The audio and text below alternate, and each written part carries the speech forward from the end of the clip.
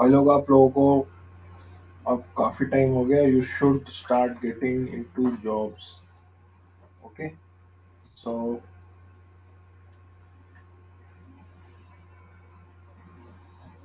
this is an interview question. What is compliance settings or configuration baseline? So configuration baseline is different settings, different CIs. CIs is configuration item.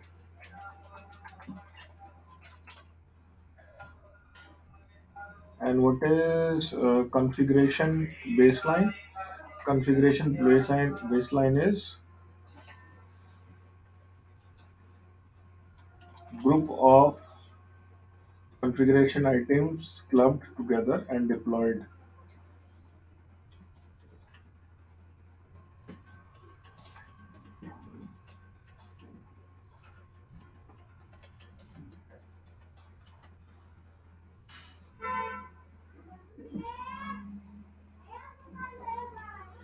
तो एक configuration item होता है एक कोई setting जो आपने deploy करी है। That setting can be anything. ठीक है, आप एक कॉन्फ़िगरेशन बेसलाइन में सिंगल सीआई भी डिप्लॉय कर सकते हो, सिंगल सेटिंग भी डिप्लॉय कर सकते हो, मल्टीपल सेटिंग भी डिप्लॉय कर सकते हो। बेसिकली एक configuration baseline multiple settings deploy करने के लिए होता है, बट उससे सिंगल सेटिंग भी डिप्लॉय कर सकते हैं। अब setting related to what is compliance? What do we mean by compliance? Some setting that is going to be deployed on your computer, and it is going to result as a positive or a negative in comparison with compliance, meaning that machine meets that compliance or not. ठीक है, जैसे हम पहले early 2010 तक सुनते थे 9001 compliance, या कोई कंपनी ये वाला कंप्लायंस मीट कर रही है, that means it is a good company, right? So एक पर्टिकुलर बेसलाइन, एक थ्रेशोल्ड होता है जो अगर वो कंपनी मीट करती है तो that means it is a good good that company is meeting all the compliance, right? If you are told, जैसे आपको ईयरली आपको ट्रेनिंग आप मीट कर रहे हो, आपने सारे सिक्योरिटी ट्रेनिंग्स वगैरह सारी कर ली हैं इस क्वार्टर की, या अ, इस हाफ ईयरली या ईयरली, जो भी आपकी ट्रेनिंग्स है आपने मीट कर ली है, आपने अपना ईयरली टारगेट और आपने केआरए वगैरह सारा अचीव कर लिया है। ठीक है, that means you are meeting all the compliance, right? So similarly, to keep the environment healthy, we may have few configuration items or few configuration baselines that we can deploy, uh, so that machine all the machines in the environment are passing those compliance. Suppose for example,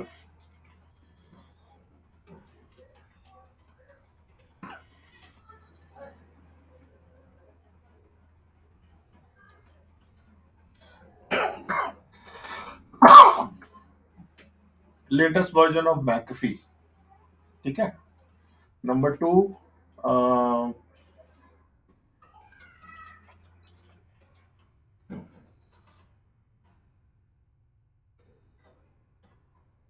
latest version of Office 365, then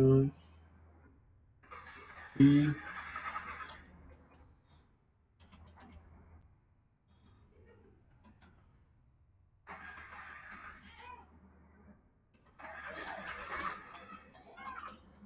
some old protocol in the machine, assembly protocol should be disabled. Okay, or SMB1 protocol should be disabled. You can see SMB1 protocol बहुत पुराना network drive access करने के लिए कभी use होता था। And और इसके अंदर क्या कंप्लायंस हो सकता है?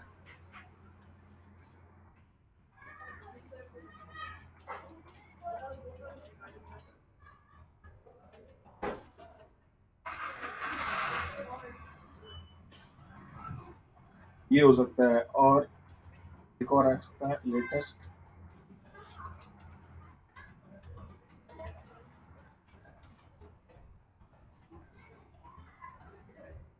So all we are going to suppose we create a configuration baseline that has all this CI। ठीक है, ये एक CI के अंदर है, then this is in another CI, this is in another CI, similarly बाकी सारे भी another CI के अंदर है।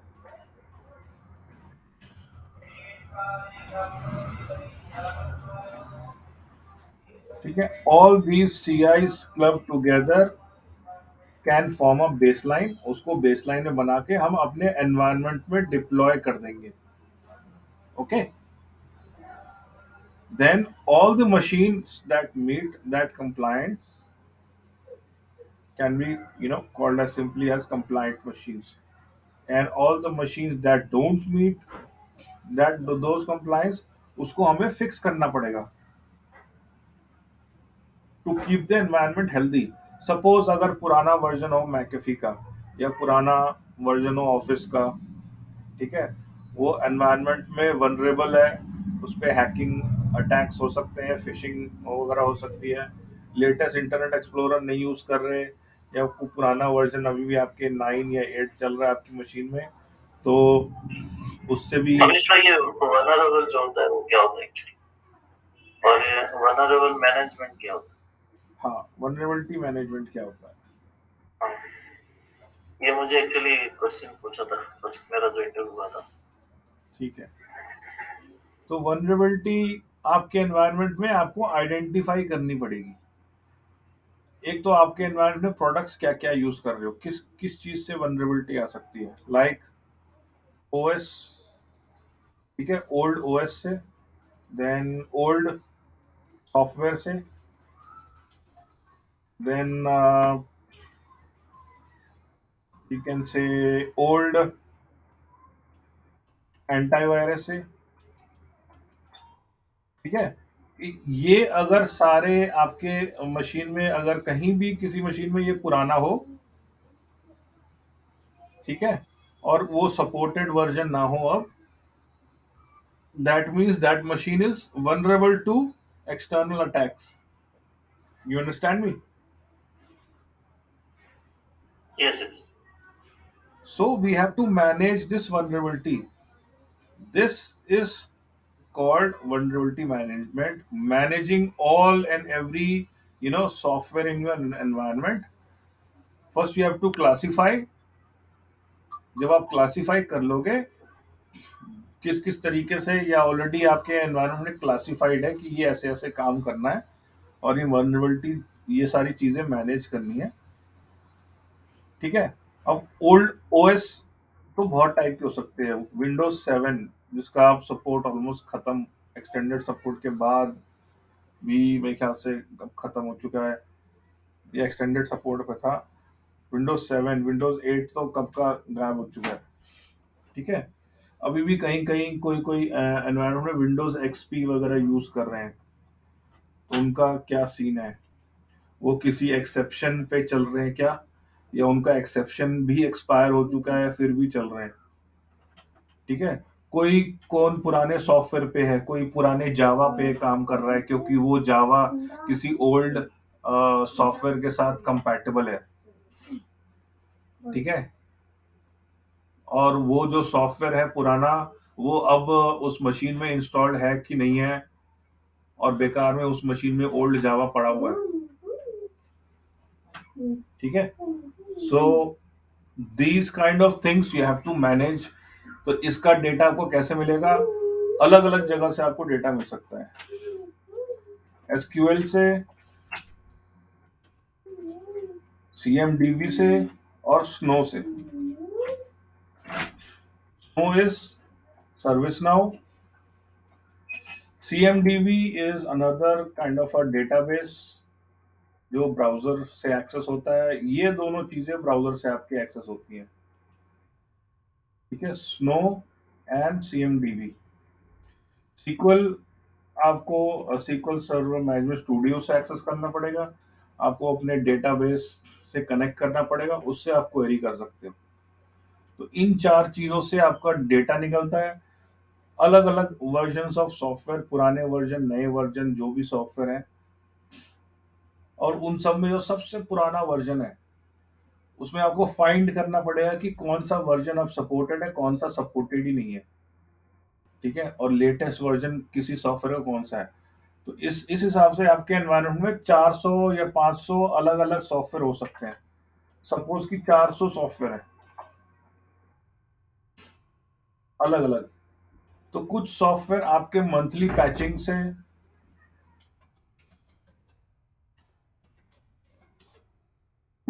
पैचिंग या मंथली ओएस पैचिंग से अपडेट हो जाते हैं। देन कुछ सॉफ्टवेयर आपके थर्ड पार्टी पैचिंग से अपडेट हो जाते हैं।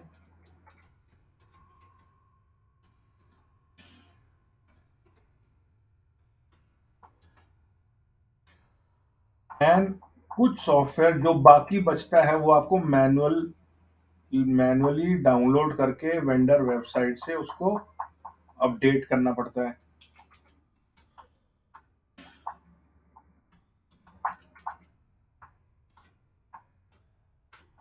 ओके।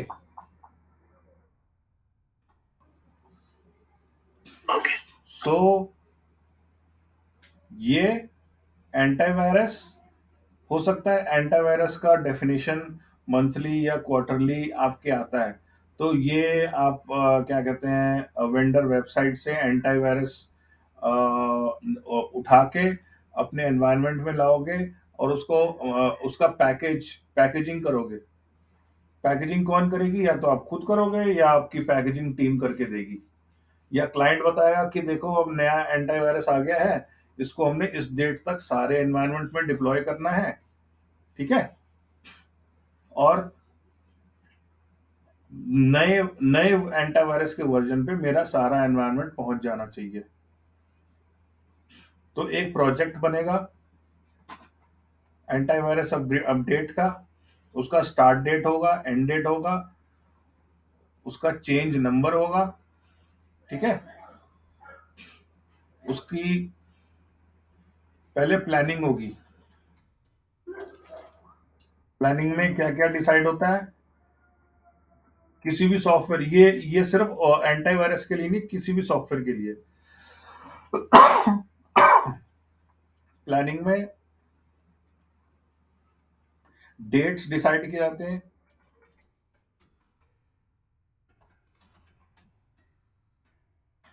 उस हिसाब से फिर चेंज रिक्वेस्ट किया जाता है सर्विस स्नो में,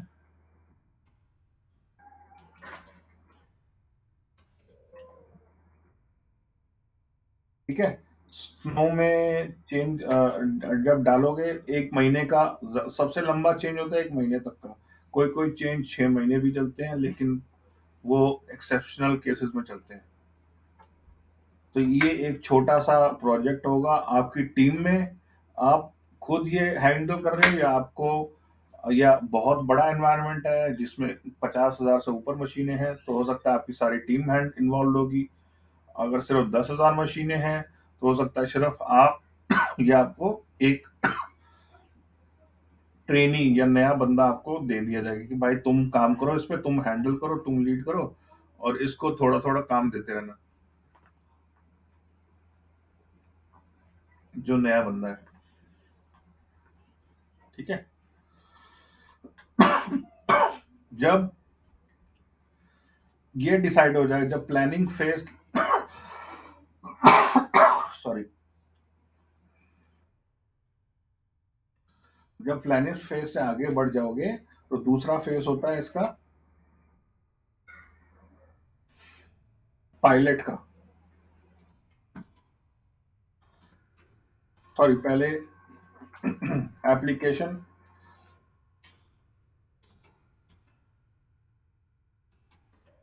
पैकेज होगा, फिर टेस्टिंग होगी। जब आप प्लान कर लोगे और उसके साथ साथ आपको एप्लीकेशन पैकेज करके, पैकेज करवा के या खुद करके आपको एससीएम से टेस्ट करके रेडी करना पड़ेगा। ठीक है, जब आप रेडी करके क्लाइंट को बोलोगे कि हाँ मेरे पास अब ये पैकेज रेडी है, मैं पूरे एनवायरनमेंट में अपडेट करने के लिए तैयार हूँ, आप मुझे कुछ पायलट यूजर दो। ठीक है, तो अगर आपका 10,000 मशीनों का एनवायरनमेंट है, तो आप कम से कम 250-300 लोगों का पायलट यूजर ग्रुप बनाओगे और उन पे ये नया एप्लीकेशन डिप्लॉय करोगे, अपग्रेड वाला। ठीक है, इसमें बहुत सारी चीजें आती है कि कलेक्शन कैसे बनाओगे, डायरेक्ट रूल से बनाओगे कि क्वेरी रूल से बनाओगे पायलट यूजर का, या क्लाइंट ही आपको कुछ मशीनें देगा। तो क्लाइंट अगर दे रहा है तो फिर जो क्लाइंट कर रहा है वो करना पड़ेगा आपका, इसमें वो डायरेक्ट रूल से कलेक्शन बना लेना। एक साथ एक बार डायरेक्ट रूल यूज करके आप कितने मशीनें ऐड कर सकते हो? 300। ठीक है, while using direct rule how many machines you can add in a collection? The answer is 300. Then pilot deployment करोगे, इसमें आप सॉफ्टवेयर अवेलेबल करोगे। जब आप डिप्लॉयमेंट करते हो ना किसी भी एप्लीकेशन का, तो आप उसमें स्केड्यूल टैब में जब जाते हो तो दो चीजें होती है, अवेलेबल एंड डेडलाइन। तो एक हफ्ता या 2 दिन या 4 दिन तक आप उसको अवेलेबल रखते हो और यूजर को बताते हो कि देखो 4 दिन तक तो तुम्हारी मशीन में अवेलेबल रहेगा, अगर तुम इस बीच में खुद से कर सकते हो तो ठीक, नहीं तो चौथे दिन इस टाइम तक या इस शाम तक वो फोर्स इंस्टॉल हो जाएगा। ठीक है, तो पायलट यूजर डिप्लॉयमेंट के बाद साथ साथ कम्युनिकेशन जाएगा।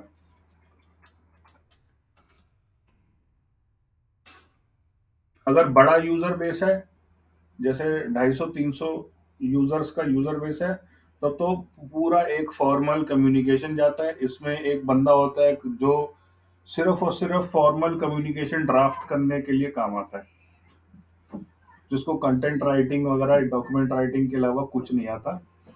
ठीक है, और हो सकता है वो क्लाइंट साइड से हो,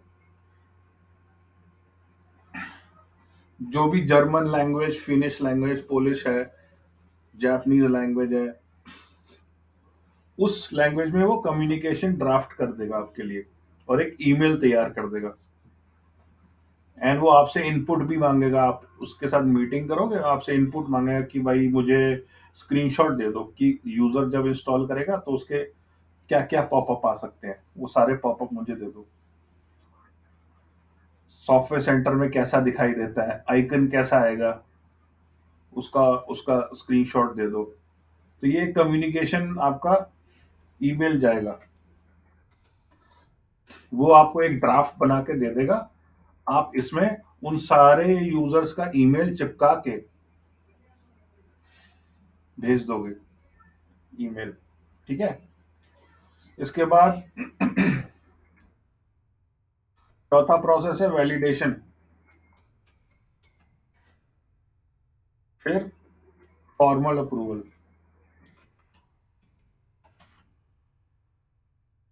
जब आप 250 मशीनों पे मैकेफी का अपडेट अगर आपने डिप्लॉय किया है, तो उसके बाद एक हफ्ता वैलिडेशन के लिए चाहिए। ठीक है, मंथ के पहले हफ्ते आपने पैकेज रेडी करके डिप्लॉय कर दिया, दूसरे हफ्ते आप क्या करोगे? खाली थोड़ी बैठोगे, दूसरे हफ्ते आप वैलिडेट करोगे कितने परसेंट कंप्लायंस है कितनी नहीं। चलो चलो 250 में से आपको 200 मशीनों पे कंप्लायंस आ गया। ठीक है, 30 मशीनों पे एरर आ गया और 20 मशीनें नेटवर्क से कनेक्टेड ही नहीं है, तो क्या करोगे? जो एरर आएगा वो आपको खुद फिक्स करना है, देखना है। As a SCCM engineer it is your duty to fix it. क्या इशू आ रहा है, क्या एरर आ रहा है उसके मशीन पे, और क्यों उसको फिक्स हो सकता है। अगर आपके पास टाइम है या आपकी बहुत बड़ी टीम है, तो आप वो 30 बंदों का जो रिपोर्ट है वो निकाल के टीम में सबको डिस्ट्रीब्यूट कर दो, और सबको बोलो कि भाई 10 बंदों की टीम है अगर, तो 3-3 यूजर सब ले लो, या 5-5 यूजर, जितने बंदे दे सकते हो आप सबको दे दो, और बोलो कि ये सब फिक्स करना है, और क्या इशू था वो आपको एक ईमेल, क्या कहते हैं, एक्सेल में डाल के दे दे। तो दूसरे हफ्ते तक आपने वैलिडेशन कर लिया। उसके बाद क्लाइंट से फॉर्मल अप्रूवल लेना है, किसके लिए? पूरे एनवायरनमेंट में डिप्लॉय करने के लिए। जब आपको अप्रूवल मिल जाएगा, ईमेल साइन ऑफ मिल जाएगा,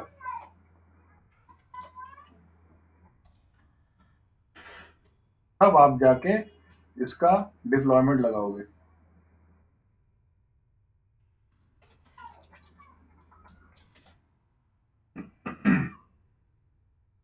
ग्लोबल डिप्लॉयमेंट लगाओगे।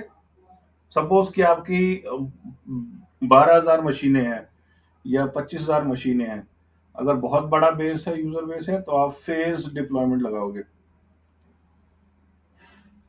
पहले 25% ऑफ द मशीन्स, ठीक है, डे वन। फिर नेक्स्ट डे या 2 दिन बाद 50% ऑफ द मशीन्स। फिर 75% ऑफ द मशीन्स। और लास्ट में फोर्थ वीक के मिड में आप ट्राई कर सकते हो 100%। रिमेनिंग जो जो भी मशीन है सब पे फाइनल डिप्लॉयमेंट लगा दो, ठीक है।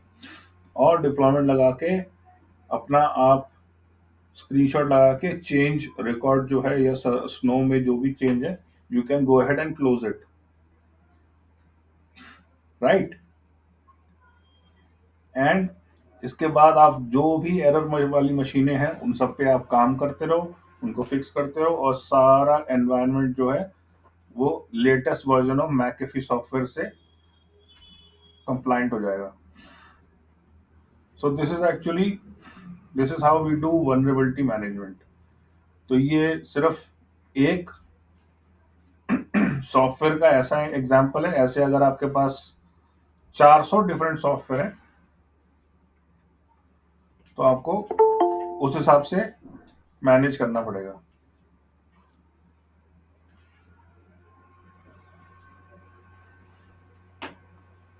ओके भाई, तो ये हम स्टेप्स पूरा उसे बता सकते हैं अगर वो पूछो तो। बिल्कुल, आपको ये जैसे मैंने आपको आधा घंटा लगाया ये सब बताने में, आपको भी ऐसे ही बताना है, ठीक है।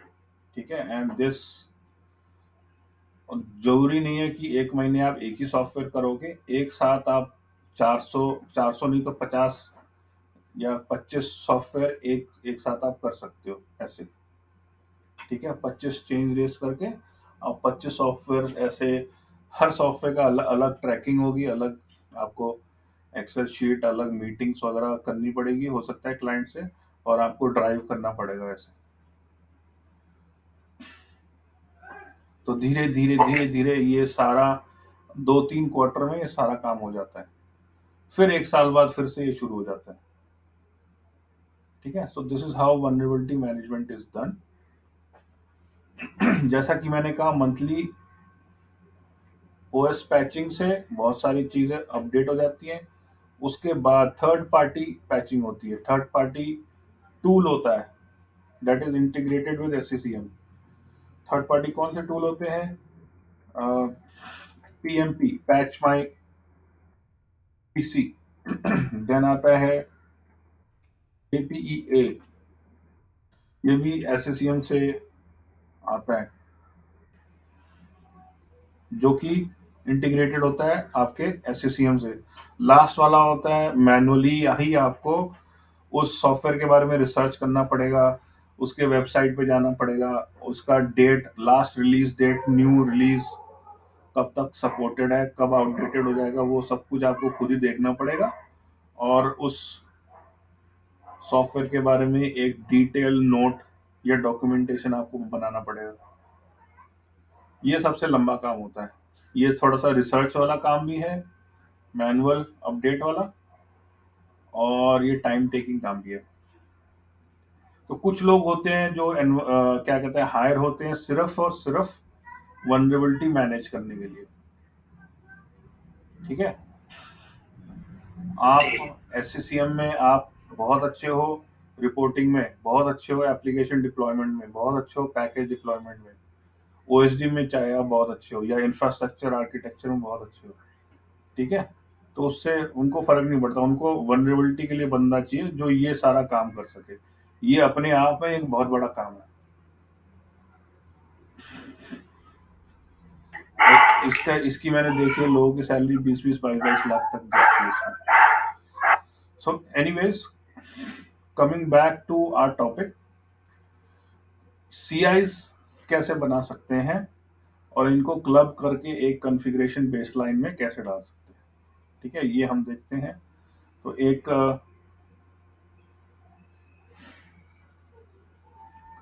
सपोज कि एक सीआई बनाना है मुझे क्लाइंट कैशे क्लीन अप करने के लिए।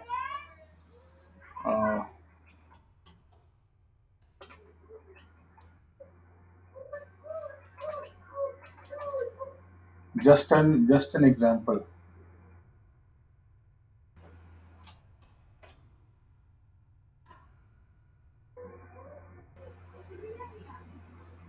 तो ये एक हम ऐसा स्क्रिप्ट डिप्लॉय करेंगे मशीनों पे जो अपने आप पुरानी आइटम्स जो होंगी एससीसीएम में मशीन के ऊपर।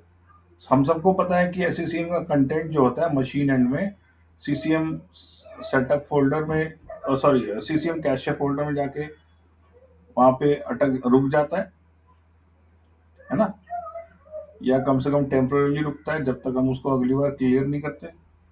एक बार वो फोल्डर देख लेते हैं कहाँ कहाँ बनता है।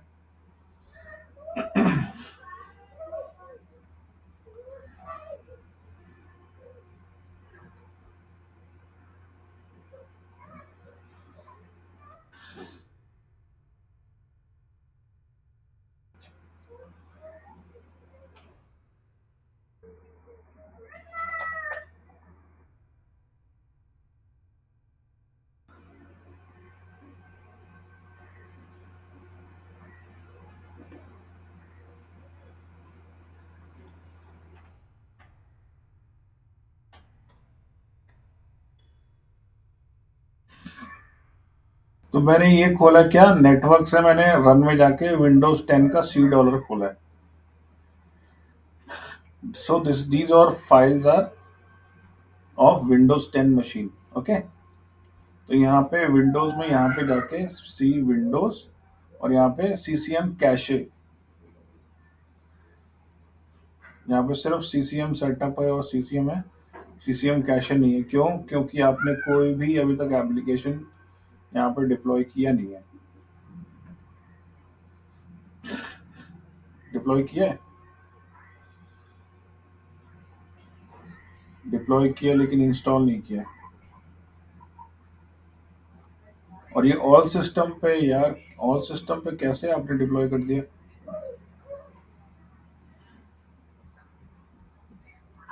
ऑल सिस्टम पे कभी डिप्लॉय नहीं करते, नौकरी चली जाती है ऑल सिस्टम पे डिप्लॉय करोगे तो। जहाँ पे नहीं भेजना वहां भी भेज दोगे तो दिक्कत हो जाएगी बहुत बड़ी।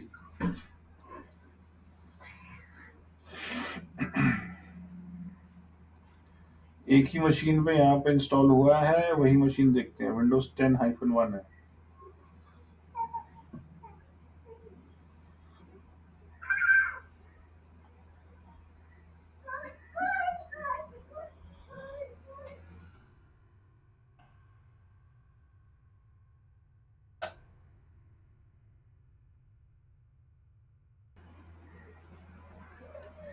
ठीक है, तो ये सीसीएम कैशे है। यहाँ पे कंटेंट जब बहुत टाइम से आप भेजते रहते हो मशीन में, तो यहाँ पे कंटेंट पाइल अप होता होता रहता है। तो इसका एक एक्चुअली एक लिमिट होती है इस फोल्डर की भी। It cannot hold more than, by default client cache size होता है 5 जीबी का। ठीक है। तो 5 जीबी से ज्यादा ये नहीं ले पाएगा तो उसके बाद क्या होगा, आपका जो भी नया डिप्लॉयमेंट होगा वो अटक जाएगा, बिकॉज सीसीएम कैशे तो चोक है आपका, वो डाउनलोड ही नहीं करने देगा नया कुछ। तो इसको टाइम टू टाइम क्लीन करना जरूरी रहता है। तो हम एक ऑटोमेटिक स्क्रिप्ट डिप्लॉय कर सकते हैं एनवायरनमेंट में, जो अपने आप चलेगा मशीन पे, और हर कुछ दिनों बाद ये क्लीन कर देगा। अब जैसे यहाँ पे 24th है, आज 28th है, तो एक कॉन्फ़िगरेशन बेसलाइन डिप्लॉय करते हैं और मशीन पे उसको चलाते हैं ताकि अपने आप क्लाइंट कैशे क्लीन हो जाए।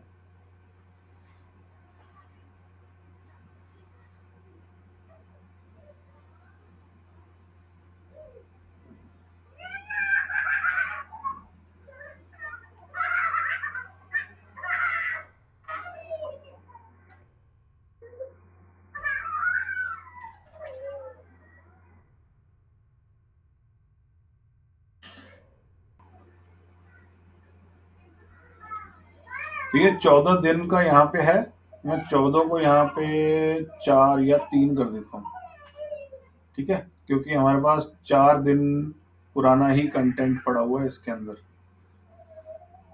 तो 14 दिन का ये डिस्कवरी स्क्रिप्ट है, इसका रेमिडिएशन स्क्रिप्ट, ठीक है। ये दो स्क्रिप्ट ऐसे अगर आपको मिलेंगे तो आप रेमिडिएशन स्क्रिप्ट भी लगा लो।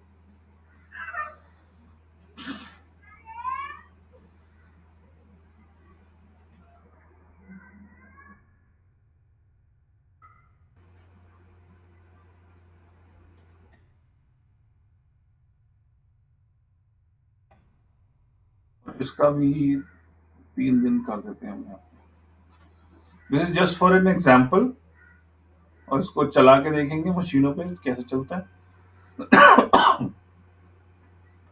तो मैंने कहा था एसेट्स एंड कंप्लायंस में नीचे जाके आपको कॉन्फ़िगरेशन बेसलाइन बनाना है। कॉन्फ़िगरेशन कंप्लायंस सेटिंग्स, यहाँ पे इसको एक्सपैंड करेंगे तो यहाँ पे कॉन्फ़िगरेशन आइटम, यहाँ पे आप कॉन्फ़िगरेशन आइटम बना सकते हो। तो right click, create configuration item,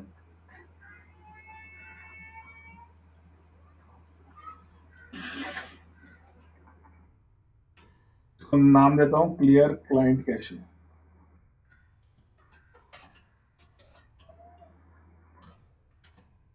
ये तो 3 दिन पुराना कैशे नहीं क्लियर करना चाहिए, but just for the sake of example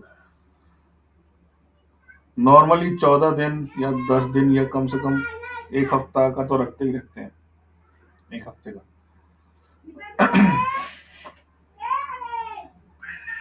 so Windows 10 and या हमारे पास विंडोज 7 भी है एक्चुअली यहाँ पे। सेलेक्ट ऑल नहीं चाहिए, विंडोज 7 और विंडोज 10 ले लेते हैं, मतलब विंडोज 7 के सारे फ्लेवर और 10 के सारे फ्लेवर, हालांकि हमारे पास दोनों के सिर्फ 64 बिट है।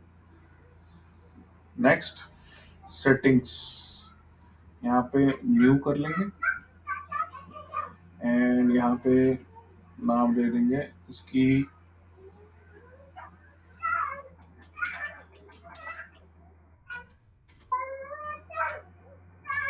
क्लाइंट कैशे क्लीनर, यहाँ पे स्क्रिप्ट।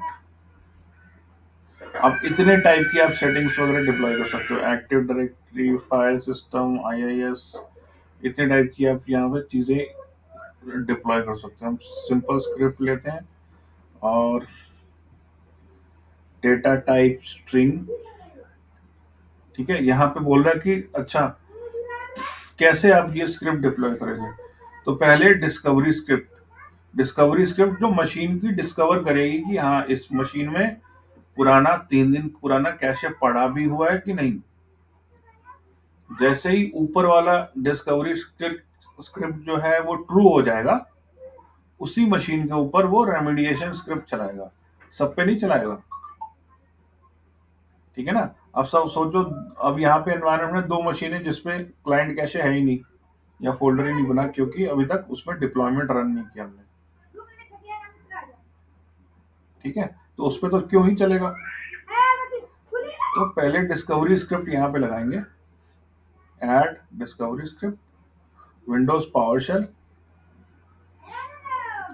वैसे तो आपको टेस्ट करके यहाँ पे डालना चाहिए, लेकिन मैं अगर टेस्ट करके डालूंगा तो टेस्टिंग में ही वो फोल्डर उड़ जाएंगे, मैं आपको दिखा नहीं पाऊंगा उस हिसाब से।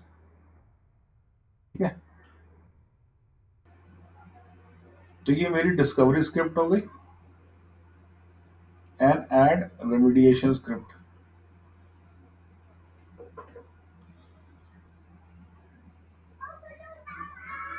रेमिडिएशन स्क्रिप्ट किस लिए? अगर उसको मिला 3 दिन पुराना फोल्डर क्लाइंट कैशे में, तो उसको उड़ा दे, डिलीट कर दे। 3 दिन या 14 दिन या जो भी आपके। ठीक है,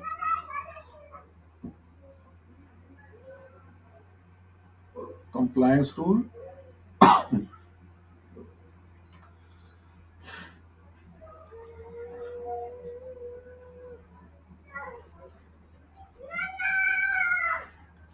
इसमें देखते हैं कंप्लायंस रूल में क्या है।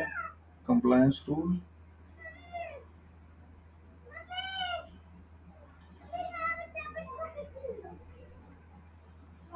Create a new rule.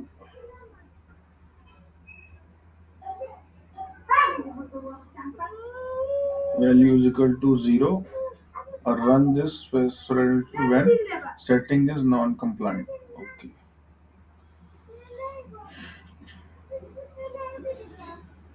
Equals 0, और इसमें कुछ नहीं है, बाकी सब सही है, बाकी सब बाय डिफॉल्ट है।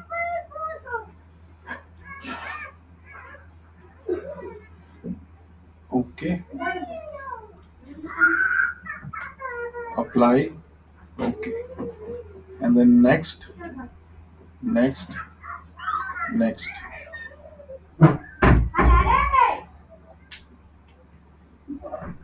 And close. ठीक है, तो ये एक हमारी सीआई होगी। ऐसे ही आप अलग अलग चीजों की अलग अलग एक सीआई बना सकते हो।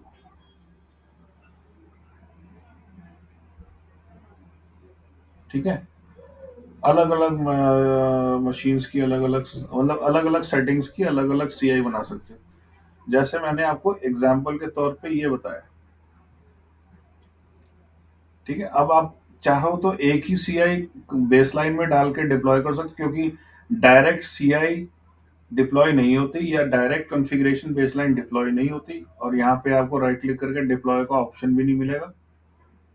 ठीक है, तो यहाँ से आप बेसलाइन यहाँ से क्रिएट करना पड़ेगा, एक उसमें सीआई डाल के डिप्लॉय करना है। समझ में आ गई बात? बेसलाइन बनाना है जिसमें आप एक या ज्यादा सीआई जो भी आपने बना रखे हैं उसमें ऐड करके आपने डिप्लॉय करना है। Right click, create configuration baseline, इसका नाम दे देंगे क्या, ये बेसलाइन क्या करेगी।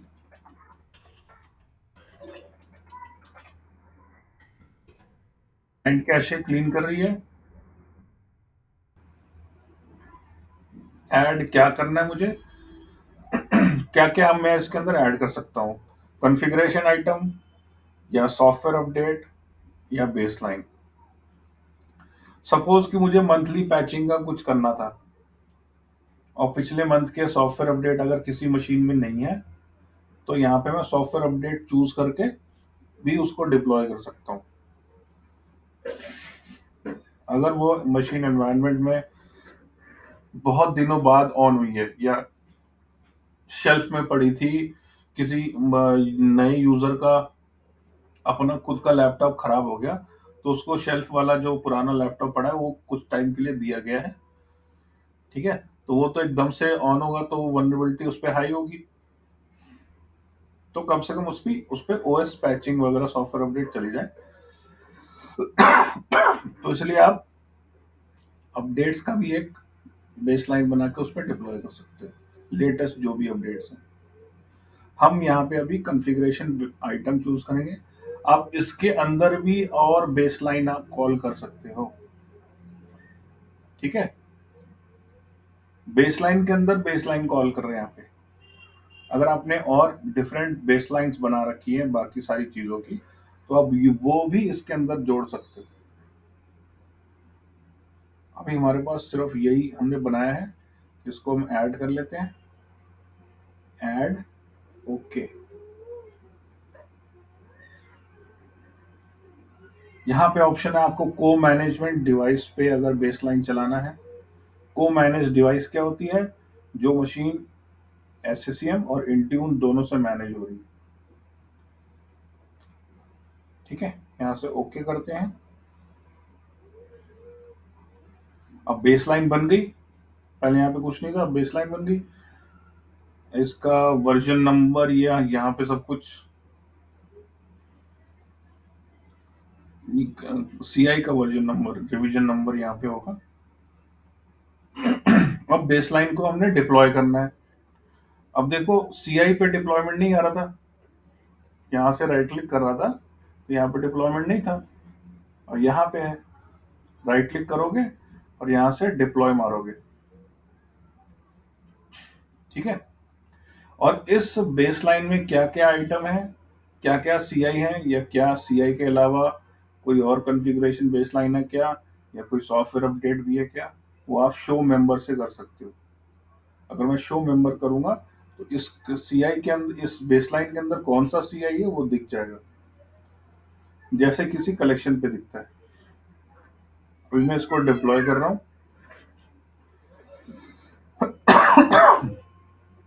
तो इसके आप देखोगे कि एक ही डिप्लॉयमेंट पेज है। ठीक है, यहाँ पे आपका सीआई होना चाहिए, कब कितनी जल्दी आपने डिप्लॉय करना है, ये आपका डेट एंड टाइम है, ये आपका कलेक्शन है। मैं इसको ब्राउज कर रहा हूँ कलेक्शन को, और अपना जो भी डिवाइस कलेक्शन मेरा पड़ा हुआ है अभी विंडोज 10 का, वो दे देता हूँ।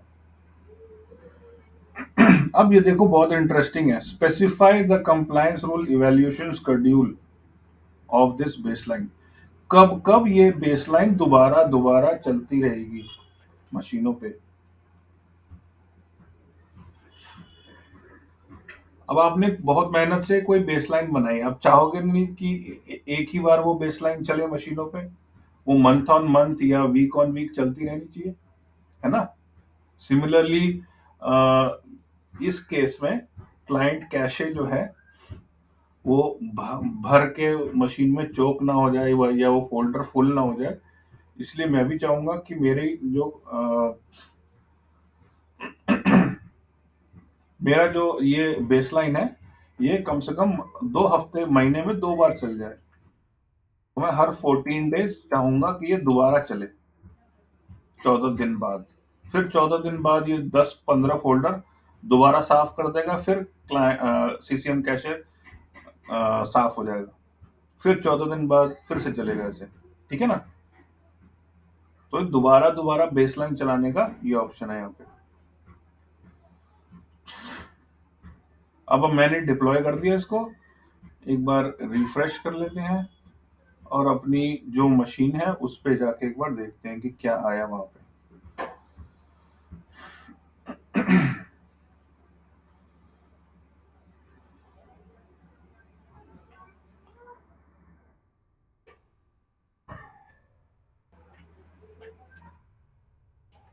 समझ में आ रहा है कि सर के ऊपर से निकल रहा है?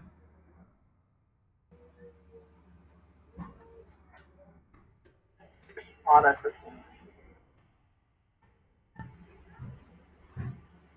आ रहा है sir. Okay, good.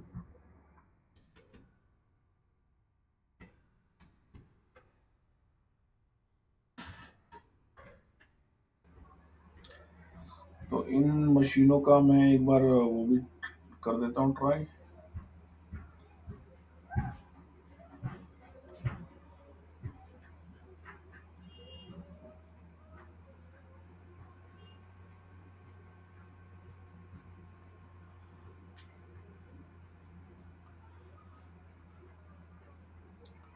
Client notification, download computer policy.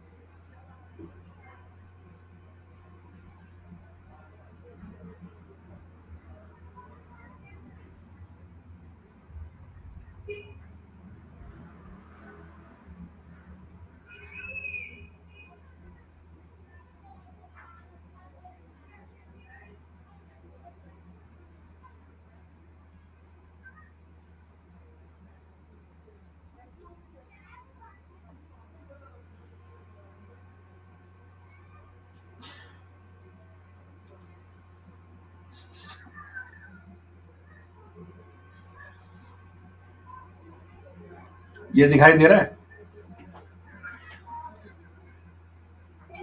हाँ। एक बार यहाँ पे मशीन पॉलिसी दोबारा चला देता हूँ मैं। ये क्या है? SCCM का क्लाइंट प्लगइन है जो मशीन साइड इंस्टॉल होता है, ठीक है ना। यहाँ पे एक टैब है कॉन्फ़िगरेशंस, ठीक है। तो जो भी आप सेटिंग्स डिप्लॉय करते हो या कॉन्फ़िगरेशन आइटम या बेसलाइन डिप्लॉय करते हो, वो सॉफ्टवेयर सेंटर पे नहीं आते, वो आपको यहाँ पे दिखाई देंगे। कहाँ दिखाई देंगे? ये जो क्लाइंट कॉन्फ़िगरेशन। ये जो क्लाइंट का प्लगइन है कॉन्फ़िगरेशन मैनेजर प्रॉपर्टीज, कहाँ से खुलता है ये? कंट्रोल पैनल में जाओगे, कंट्रोल पैनल में सेकंड लाइन में आपको दिखाई देगा, या रन कमांड से जैसे मैंने अभी खोला है वैसे आप खोल सकते हो इसको। तो यहाँ पे इससे पहले हम इसको सिर्फ यहीं जाते थे, ये जनरल पे जाके खुलता था, ठीक है। यहाँ पे दिखता था क्या साइट है क्या वो, ठीक है। और एक्शन टैब में यहाँ पे ये हम पॉलिसीज वगैरह चलाते थे। अब यहाँ पे कॉन्फ़िगरेशन पे जाना है, तो कॉन्फ़िगरेशन पे यहाँ पे मेरा क्लाइंट कैशे क्लीनअप जो बेसलाइन है वो आ चुका है, लेकिन इसका कंप्लायंस अभी अननोन है। तो कुछ टाइम बाद ये खुद ही चलेगा और यहाँ पे कंप्लायंट या नॉन कंप्लायंट आ जाएगा, ठीक है। तो या तो इसको खुद ही कुछ टाइम बाद चलने दो, या आप यहाँ पे इसको इवेल्युएट कर सकते हो। इसको इवेल्युएट करता हूँ, देखते हैं क्या आता है। एरर आया कुछ, ठीक है। तो हो सकता है मेरी जो स्क्रिप्ट है वो कुछ दिक्कत कर रही है इसमें। क्या एरर है? अगर मुझे व्यू करना है तो यहाँ पे व्यू रिपोर्ट देख सकता हूँ।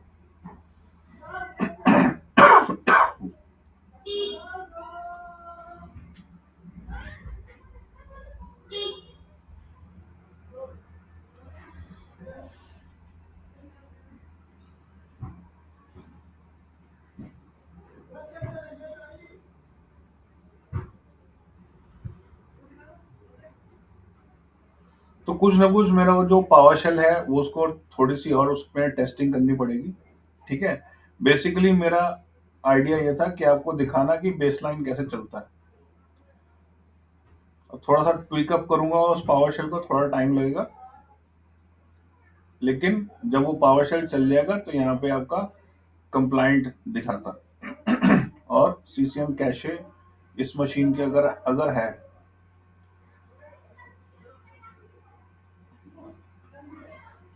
तो वो क्लीन हो जाती है, उसके अंदर जो भी एरर्स वगैरह होते हैं वो सारे, जो भी फोल्डर्स वगैरह होते हैं वो डिलीट हो जाते हैं, ठीक है ना। तो ऐसे ही आप और CIs यहाँ कॉन्फ़िगरेशन बेसलाइन बना के यहाँ पे एक लाइन में यहाँ सारे आ जाएंगे जब आप उनको डिप्लॉय करोगे।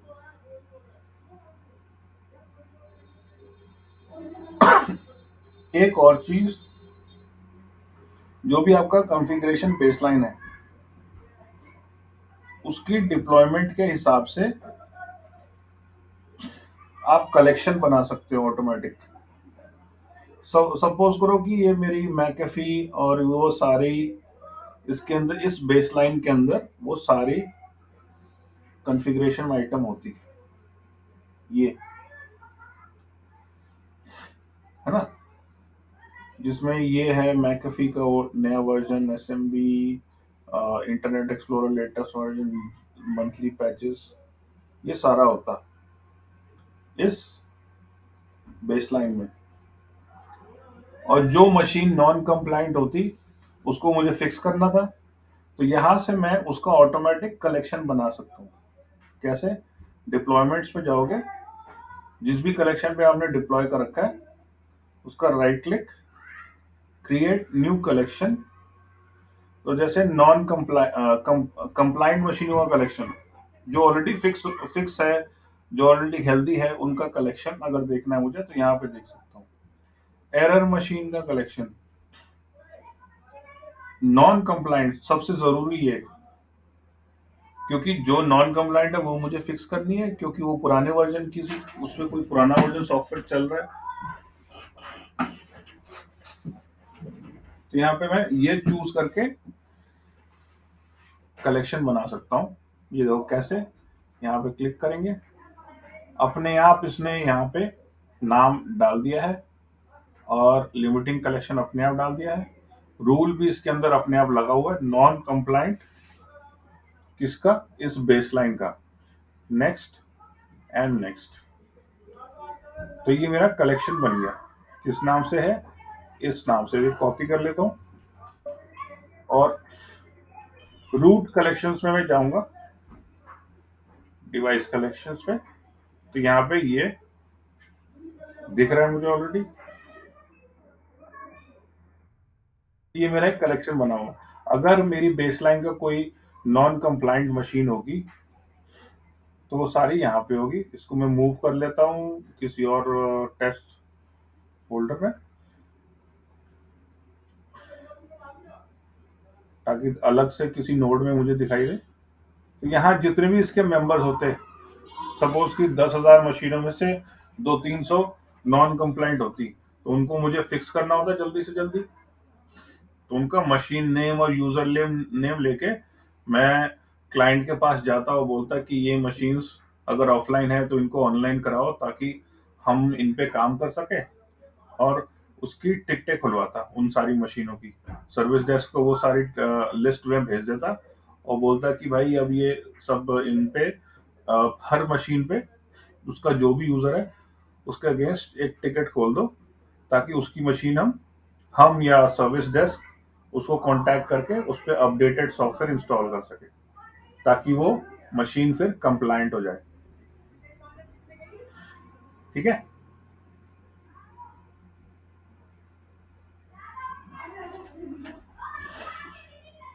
तो यही है कहानी कॉन्फ़िगरेशन बेसलाइन की। इसका हम रिपोर्ट जो निकाल सकते हैं मॉनिटरिंग। बिल्कुल बिल्कुल, इसका रिपोर्ट्स भी आप निकाल सकते हो। आप इस कलेक्शन का रिपोर्ट निकाल सकते हो, या आपको अगर बेसलाइन का रिपोर्ट निकालना है तो बेसलाइन का भी रिपोर्ट निकाल सकते हो। आपकी इस नाम से आपको मॉनिटरिंग में जाके, डिप्लॉयमेंट्स में जाके, ये देखो मैंने भेजा हुआ है, तो यहाँ पे आपको सारा वो दिखाई देगा। उस हिसाब से आप क्लिक करोगे और वहाँ पे आपको मशीनों का नंबर मिल जाएगा, या मॉनिटरिंग में जाके या रिपोर्टिंग में जाके, यहाँ पे रिपोर्टिंग अभी नहीं चल रही, रिपोर्टिंग कॉन्फ़िगर करना पड़ेगा। यहाँ पे कॉन्फ़िगरेशन बेसलाइन आप डालोगे तो कोई स्पेसिफिक बेसलाइन वाली रिपोर्ट आप यहाँ पे रन करके उसकी कंप्लाइंट या नॉन कंप्लाइंट मशीनें या एरर वाली मशीनों का रिपोर्ट रन करके एक्सेल में निकाल सकते हो। ठीक है। ठीक है भाई। और एक बात ये हम बोल सकते हैं ना कि हम ये जॉब रोल में भी हमारा डेली जो टास्क होता है, कभी कभी हम ये भी करते हैं, रिपोर्ट निकालते, बता सकते हैं। उत्तम भाई, थोड़ा सा यार अपनी आवाज में थोड़ा कॉन्फिडेंस लाओ। नहीं नहीं, मैं बोल रहा था कि हाँ हाँ। आवाज आ रही है? हाँ, आवाज आ रही है।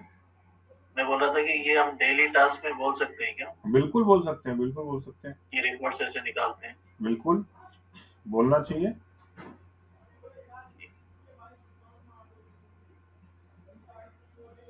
ठीक है, जो भी मैंने आपको समझाया इसको भी आप अपने डेली टास्क में ऐड कर सकते हो।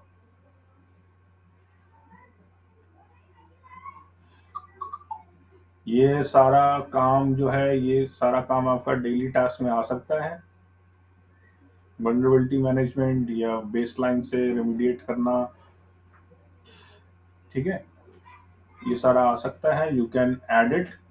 और this is a not only a 24x47, but कई महीनों ये चलता है। और एक सॉफ्टवेयर नहीं होता, 400 500 सॉफ्टवेयर अलग अलग जो बाकी मतलब सारी मशीनों में इंस्टॉल होते हैं, उन सबको आप कैसे उनको अप टू डेट रखोगे, that is the management thing.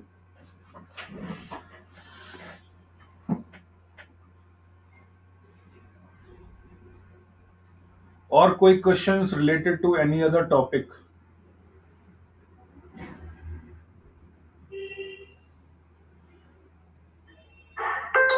मेरा जो है ना, ट्रबल शूटिंग का थोड़ा दिक्कत आ रहा है, जो पैचिंग में ट्रबल हाँ, शूट करनी है, उसमें क्या क्या इश्यूज आते हैं और कैसे हम उसे रिजॉल्व करेंगे, ये अच्छा, वाला पैचिंग। ओके। तो पिछली बार हमने ये चलाया था, प्री चेक चलाया था। तो pre check complete with warning आ रहा है। और क्या वार्निंग दे रहा है? यहाँ पे जाके शो स्टेटस में जाके यहाँ पे आप को मैनेजर वर्क स्लाइड यहाँ पे नहीं है, इसको हम इग्नोर कर सकते हैं। और Seiko server native client version, version of Seiko server native client install on the machine, minimum requirement is TSL। ये आप सीक्वल टीम से बातचीत करके इसको सही करवा सकते हो, बट कंप्लीटेड है। ये सिर्फ वार्निंग है, फेलियर नहीं है, तो आपका अपग्रेड चल सकता है। दूसरा, .NET का वर्जन अगर 4.8 हो सर्वर पे तो ज़्यादा बढ़िया रहेगा। तो आप ये भी इंस्टॉल करवा सकते हो, खुद भी इंस्टॉल कर सकते हो, कोई बड़ी बात नहीं है। ठीक है, लेकिन फिर भी ये कंप्लीटेड है तो you can go ahead with the upgrade.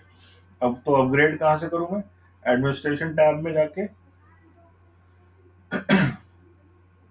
ये देखो कौन सा वर्जन हमने किया था, 22.11। और हमारा करंट एनवायरनमेंट है किस पे? 22.03। ठीक है, तो यहाँ पे अपग्रेड करने के लिए right click, install update package. और ये थोड़ा सा ये विजार्ड वगैरह देगा। I agree, sorry, ignore any prerequisite warning. ठीक है, कोई नया फीचर आपने अगर एनेबल करना है, वो क्लाइंट्स कैसे नए वर्जन पे जाएं, आपकी क्लाइंट मशीनें ऑटोमेटिक अपडेट विदाउट वैलिडेटिंग। ठीक है, ये I agree, I accept. Cloud मेरे पास है नहीं, क्लाउड अटैचमेंट या क्लाउड कनेक्शन, तो इसको अनचेक कर लूंगा। Next and next and close.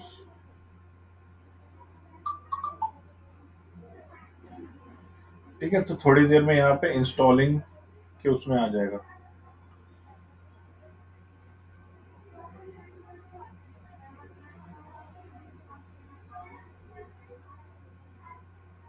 तो यहाँ पे धीरे धीरे धीरे ये सारे प्रोसेस यहाँ से स्टार्ट हो जाएंगे। इन प्रोग्रेस में सारी चीजें आ जाएंगी। ठीक है, और इसके लॉग्स वगैरह होते हैं, CM सेटअप,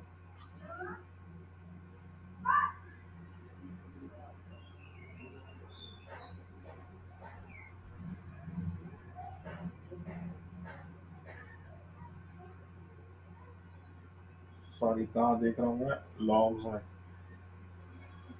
और यहाँ पे CM update, sorry CM setup में सीएम अपडेट, एचमैन, डीएमपी डाउनलोडर और साइट कॉम्प।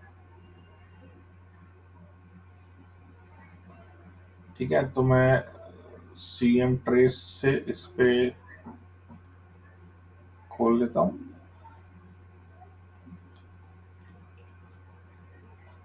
और अलग अलग लॉग्स जैसे मैंने आपको बताया मर्ज कर सकते हैं यहाँ पे। सीएम अपडेट,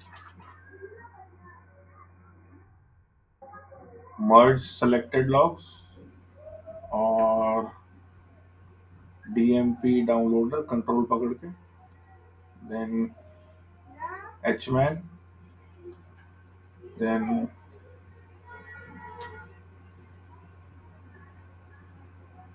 साइट कॉम्प एक बहुत अच्छा लॉग है, ये सारे आप खोल लो। तो अलग अलग जो सारी चीजें हैं यहाँ पे, कौन सा कंपोनेंट काम कर रहा है, हायरार्की मैनेजर की, साइट कॉम्प की, डीएमपी डाउनलोडर या सीएम अपडेट, या कंपोनेंट से आप मॉनिटर कर सकते हो एक ही लॉग के अंदर। कोई एरर है या कुछ है तो आप यहाँ से देख भी सकते हो। देखो डीएमपी डाउनलोडर अभी आया, अब साइट कॉन्फ़िगरेशन मैनेजर अपडेट अब एक्टिव हो गया, अब वो इंस्टॉल कर रहे हैं कुछ लाइब्रेरीज वगैरह, content library. Okay, coming back to your question,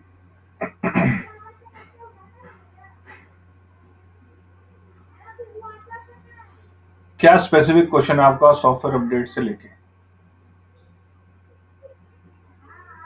हाँ, ये मुझे भी इंटरव्यूअर ने पूछा था कि क्या? जो मतलब करते हो कि बैचिंग में, तो उसमें क्या क्या इश्यूज आप फेस करते हो। तो ट्रबल शूटिंग एक्चुअली मुझे उसका पता नहीं, क्या क्या इशू आते हैं बैचिंग। जैसे कि एप्लीकेशन में आता है रीड्रैग आता है, डिटेक्शन मेथड वो गलत हो कर सकते हैं ना, और वो 0% डाउनलोडिंग वो आता है। लेकिन बैचिंग में ऐसा क्या क्या आता है ठीक है, पैचिंग में कौन कौन से नॉर्मल इश्यूज आते हैं, और उसे रिजॉल्व कैसे करें। उसे रिजॉल्व कैसे करते हैं, बहुत बढ़िया।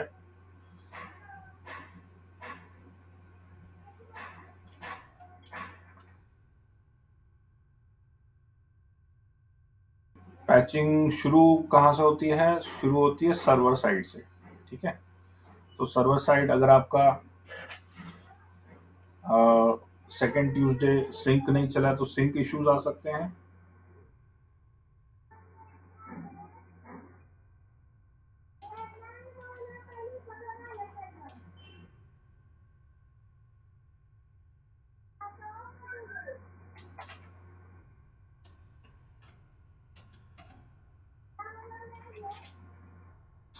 Sink issues on second Tuesday, या सेकेंड ट्यूसडे जब भी आपने पैचिंग करी, आपका सिंक इसमें एरर आ गया, तो सर्वर साइड कौन कौन से मेन लॉग हैं? तो सबसे पहला तो डब्ल्यू सिंक एमजीआर है, जो सारा का सारा सिंक प्रोसेस चेक करता है। उसके बाद है W C M dot log, और W SUS control CTRL dot log, ये आपका डब्ल्यू सुस का हेल्थ बताता है। ठीक है, अगर तो इसमें कोई एरर नहीं है, इसमें कोई एरर नहीं है, इसमें कोई एरर है, या आप साइट रीच नहीं कर पाए, तो सबसे ज्यादा इसमें इश्यूज आते हैं प्रॉक्सी इश्यूज। प्रॉक्सी इश्यू की वजह से आपका सिंक नहीं चल रहा होता। तो प्रॉक्सी कहाँ कहाँ लग सकता है? प्रॉक्सी क्या होता है वैसे?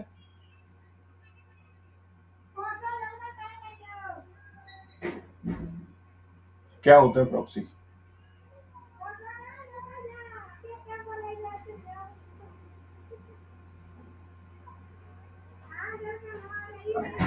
जैसे SCCM के, सर्वर हाँ बताओ, सर्वर का कुछ, जैसे हम सेटिंग में जाके चेंज करते हैं, प्रॉक्सी सेटिंग करते हैं उसको। कहाँ कहाँ चेक इंटरनेट करते हो से, सेटिंग में? Internet explorer. इंटरनेट एक्सप्लोरर में, ओके वेरी गुड। तो एक्चुअली आपने प्रॉक्सी कब यूज किया होगा?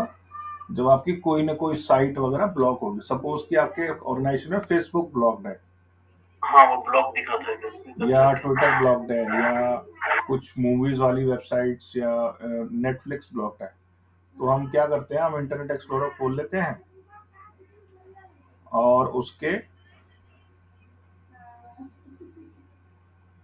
यहाँ पे जाके इंटरनेट ऑप्शंस पे जाके, दूसरा तरीका इंटरनेट ऑप्शन खोलने का ये है कि आप डायरेक्टली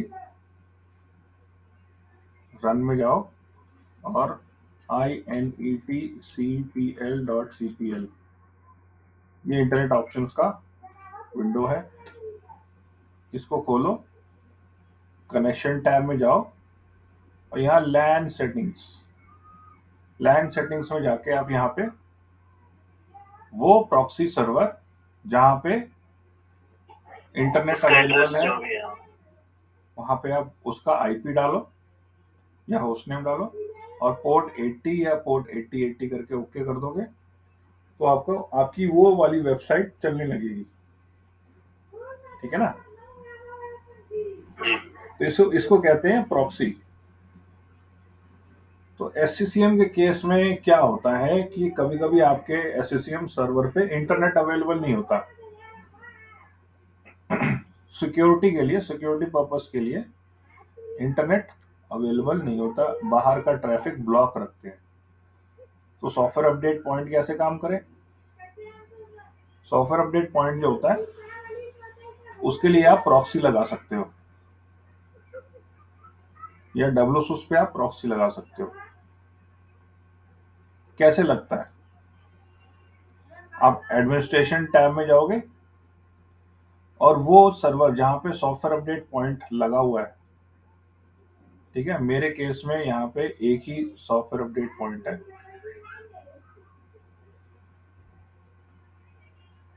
जो कि यहाँ नहीं आ रहा फॉर सम रीजन।